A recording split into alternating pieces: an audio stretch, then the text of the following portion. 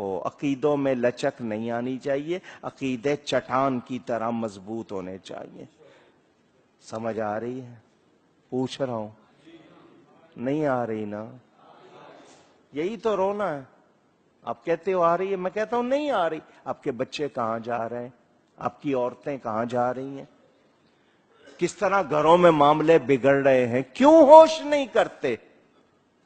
T V کو دیکھ دیکھ کے، ادھر ادھر کو دیکھ کے، انٹرنیٹ کو دیکھ کے کتنے گھروں میں لوگ عقیدے بدلتے جا رہے ہیں۔ سنیو، اپنے عقیدوں کو بھی درست کرو اور اپنے عورتوں بچوں کو بھی صحیح عقیدے سکھاؤ۔ میری آواز آج آپ کے کان میں پڑ رہی ہے، کل نہیں پڑے گی، پھر کیا کرو گے؟ کل قیامت کو یہ نہیں کہہ سکو گے کسی نے بتایا نہیں تھا۔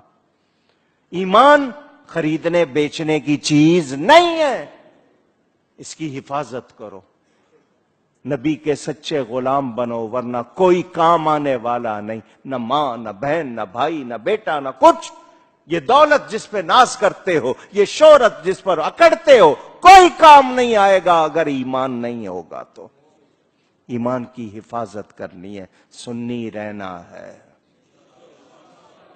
ڈھیلے نہیں، پل پل نہیں، ادھر بھی چلے جائیں گے ادھر بھی نہیں۔ جو نبی کا نہیں ہے وہ ہمارا نہیں ہے۔ سمجھ آ رہی ہے بات؟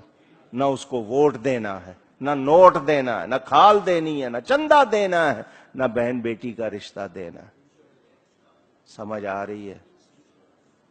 ہاں ہاں، جس طرح کہ آپ کا انداز ہے نا، اس سے مجھے بہت سمجھ آ رہی ہے۔ قبر میں کون آئے گا؟